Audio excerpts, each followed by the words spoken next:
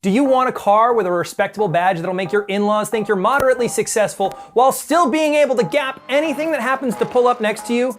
Do you want a precision machine built for some no-nonsense nonsense? Then you, my friend, have a choice in front of you. Do you go with the DTM hero, the icon of BMW, the M3? Or do you go with the all-wheel drive, all-action powerhouse, the Audi S4?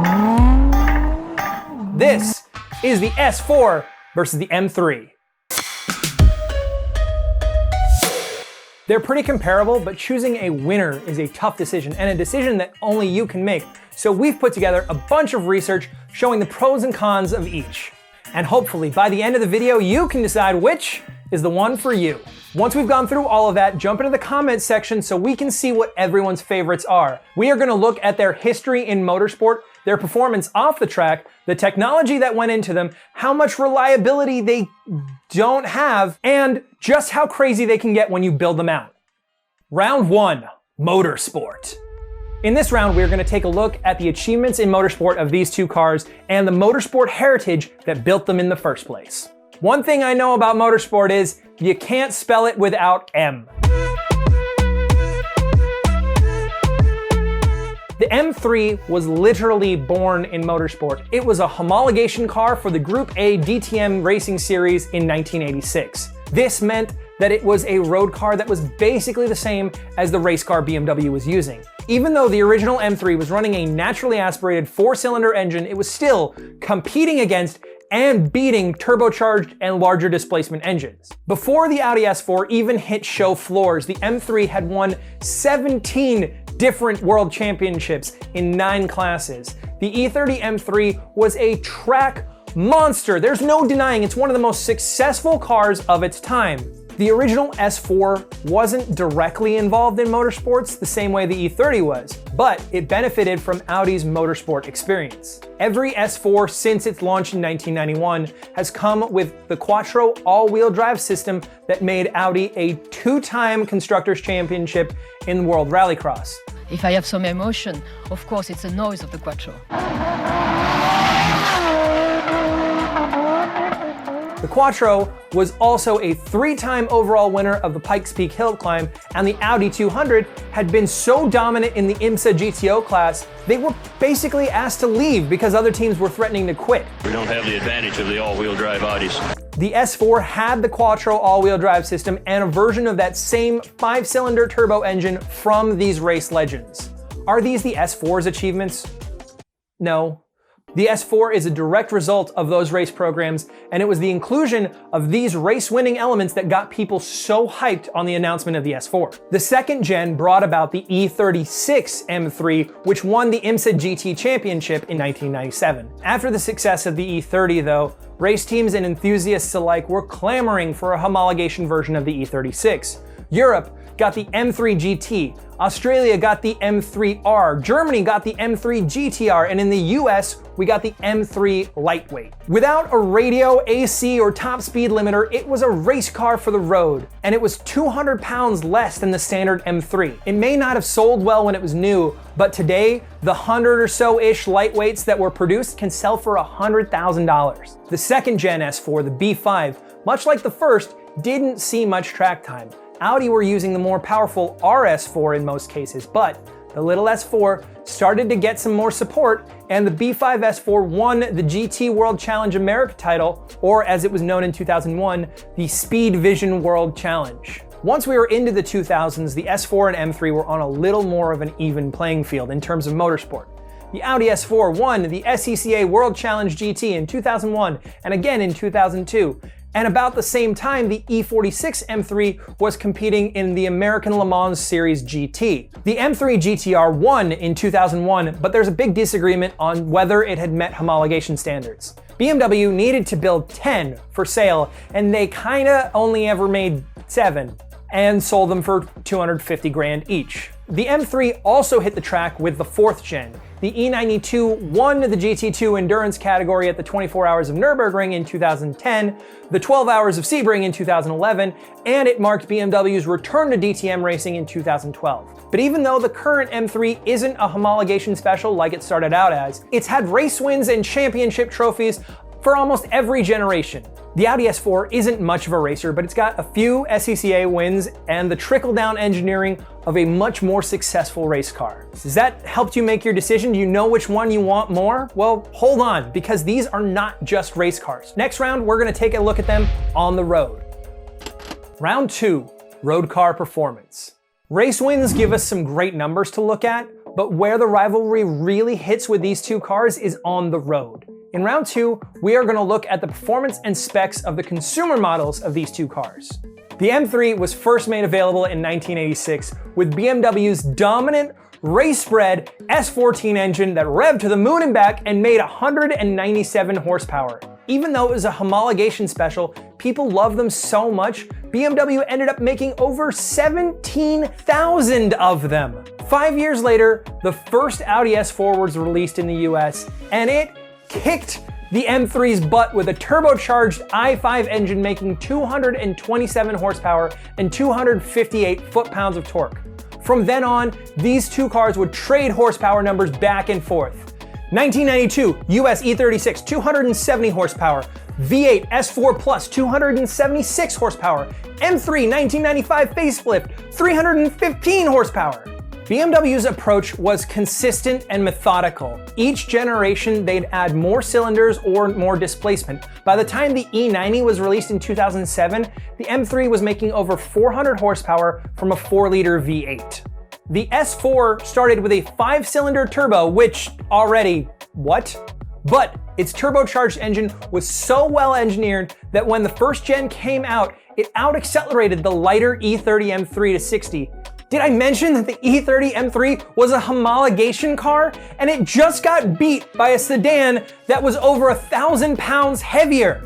After that 5-cylinder, Audi took a more inconsistent approach. The S4 went to a twin-turbo V6, then to a naturally aspirated V8, then to a supercharged V6, and finally, the current turbo V6.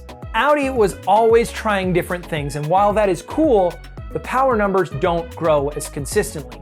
In 2003, the B6 S4 was the first compact executive car in the US to have a V8. Compact executive car sounds like a category that the Germans made up, but regardless, the B6's 4.2-liter 40-valve dual overhead cam V8 was making 339 horsepower. That was more than the E36 M3 was making at the time with its 3.2-liter i6. How much more? One more horsepower. Since then, the stock S4 has only gained about 10 horsepower, but the M3 has gained almost 100. The M3 is also still lighter than similar S4s, especially since the S4 was never offered as a coupe. But the S4s are like trained a cappella singers. They can hold a tune.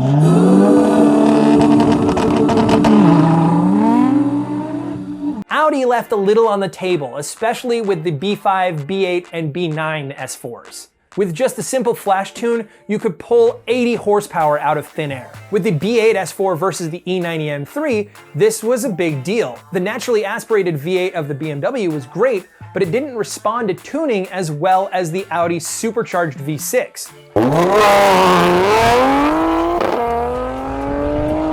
All this kind of goes out the window when you add the newest M3, the F80 M3, into the conversation. With its 3-liter twin-turbo i6, it's got more power stock than an S4 does on a Stage 1 tune, and it's like 300 pounds lighter. This is a departure from the normal M3 method. It's the first time the engine has gotten smaller, and it's the first time the M3 has been boosted from factory. But you can build up a B8 S4 much higher than just that basic tune. You swap a pulley out on that supercharger and you could be tickling the underside of 500 horsepower. But performance isn't all about horsepower, is it? Even though moving from the V8s to the supercharged V6s, the S4 lost 10 horsepower, it actually had a faster 0 to 60 by over half a second. The S4 was always improving and giving the M3 a fight. The M3 had stiffer, more performance-oriented suspension for better grip, but the all-wheel drive system in the S4 could launch it out of the corner as long as you got it to turn in the first place. The S4 gives the M3 a good challenge, but it has always kind of been the underdog.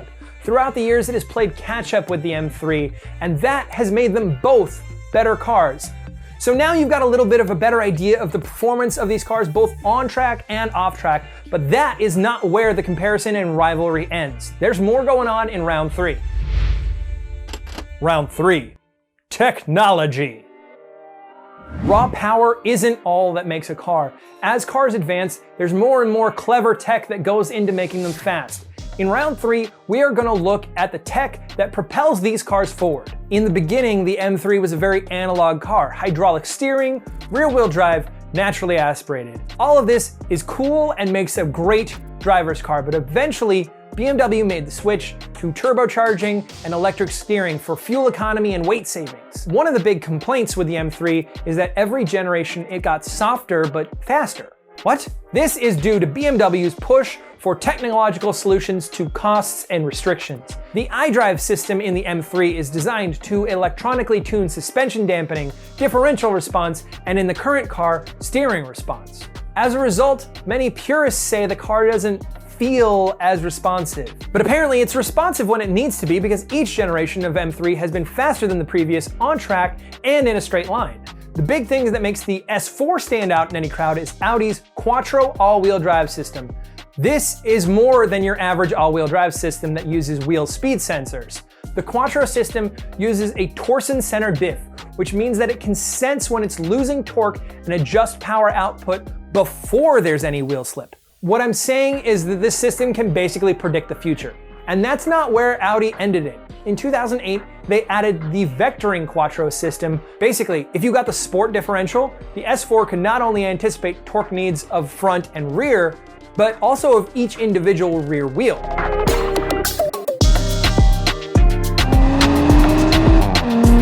With this tech, most cars look like wheelbarrows in comparison, but if that's true, then maybe the nicest wheelbarrow you ever did see is the M3. In 1992, the E36 M3 was the first car to be sold in the US with a sequential manual gearbox. That is straight up race car shit.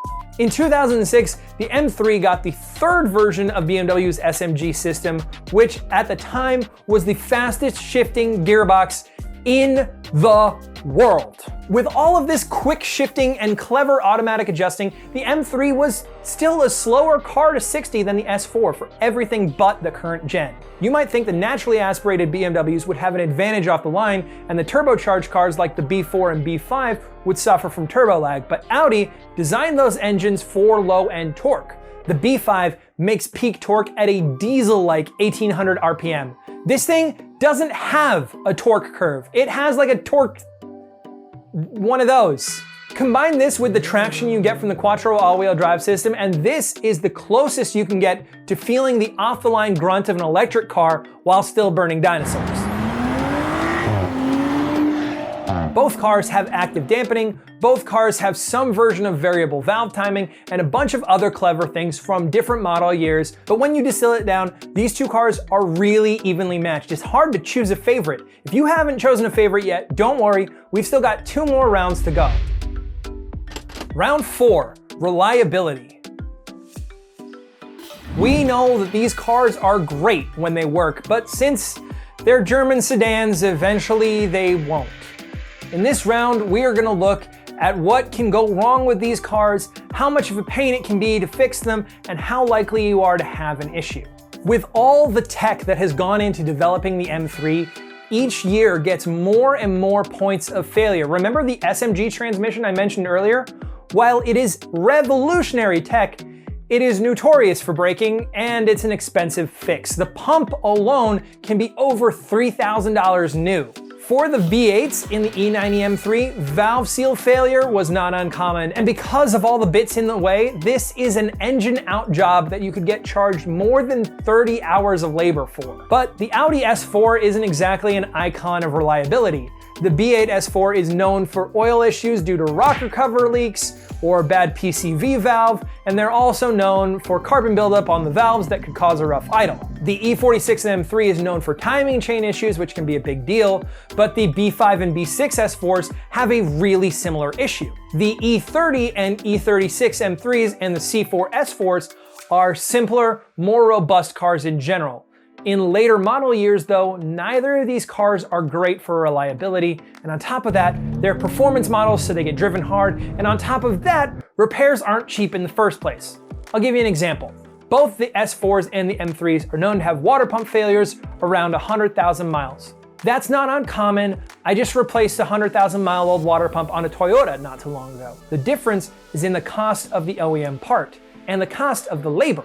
We called our local Audi and BMW dealerships to get quotes on replacing a water pump on a 2018 model, and here is what the costs were. Now that's just one random part on one random year. On average though, M3s and S4s have about the same annual repair cost. Over the course of production, the S4 has had 9 recalls. Most of those were electrical issues and airbag related stuff, which is not uncommon. But there's one little recall for the 2011-2012 models that had something to do with the small issue of engine fires. Apparently, the fuel line feeding the fuel rail was prone to leaking. That is bad. But the M3 has had 21 recalls, including brake issues, drive shaft failures, and my personal favorite, rear subframe bolts that would just like to loosen on their own. It's an actual recall, you can look it up. I am blown away by the variation in these cars. If you count the upcoming 2021 M3, these cars have had 6 generations in 35 years. For the Mustang, it took 50 years to get to Gen 6. I knew these cars had their issues going into this, and I was kind of hoping our research would turn up a glimmer of hope for one model or another, but it just didn't. Because of their relative simplicity and roots in racing, both the first gen M3 and the first gen S4 are much more reliable than the others, but it's still really even between them. But if you don't care about reliability because you are a mechanic and you are gonna build something crazy, then the last round is all for you. Round 5, buildability. The M3 is a capable car right out of the box. Some might even say, the ultimate driving machine. But it hasn't stopped people from modifying the shit out of it. People do all kinds of things, but most common projects for the M3 are drift builds and track builds and engine swaps, and sometimes all 3 in one car. In the Formula Drift Pro division, there were 4 M3s entered in 2019. The M3 is a capable car, and because of its suspension dynamics and balance, it makes for a good starting point for a project. You'll see a lot of crazy engine swaps, especially LSs and 2Js, but part of that comes from necessity. The BMW engines themselves are comparatively more expensive to maintain and have so much tech interfering that most people find it easier to just pull it out. Also, if you're gonna do a big build where you're gonna pull everything out, strip the chassis down, and drop in a new engine, you might wanna base your build on a cheaper 3 Series with the same chassis rather than an actual M3. The S4 is a little different. Because of its all-wheel drive, it's not as popular as a swap chassis apart from getting a Volkswagen VR6. The engines that Audi provided mean that there's probably already one that you'll want anyway. With the B7, you can get a big V8. With the B8, you can get that supercharger whine, and with a B5, you can have spoolie boy turbo noises. S4s aren't drifters or track cars. They're usually built for one thing and one thing only: big power. Street S4s can get built to the 500, 600 horsepower range while still being a dailyable car. On the drag strip, the all-wheel drive and low-end torque can absolutely smash. USP Motorsports from the East Coast has a VR6 powered B5 that can run an 8.68 quarter mile at 166 miles per hour. That's a whole second faster than a Dodge Demon. The fastest time we can find for an M3 is this E30 that ran an 8.76 quarter mile, and even then, that's with a 2JZ up front. If you want some numbers for non-swapped cars, well, what about this C4 S4 still running the 5-cylinder turbo that did a top speed run at Bonneville? reaching 260 miles per hour. This thing makes over 1,000 horsepower at the crank from an i5 turbo. I'm sure most of you have your final opinions in place by now, but I've got one more point of comparison from a race team that actually used both cars. Bulldray Racing has set 2 records at the annual Swedish Speed Week for top speed on ice. That's the most awesome thing I've ever heard. They set the record once with a B5 Avant, 202 miles per hour. Then they broke that record with an E30 M3 at 212 miles per hour. But the big difference, the S4 was running the 4.2 liter V8 engine that had come with it from the factory, built and turbocharged to within an inch of its life, but still the factory engine. The M3 had been swapped with a 1,300 horsepower 2JZ. You know, I personally have never really been into German cars, but after this video, I totally get the appeal. It's like having the best of an American muscle car and Japanese chassis balance. As long as it's working, it'll put a smile on your face. But which one puts a smile on your face? Are you an S4 fan or an M3 man? Let us know in the comments. Show us and the community some of your cool S4s and M3s on Instagram and Twitter @Donut Media. I'll be in the comments for the first hour this week and every week on Versus. But remember, the real points that matter are the ones in your heart.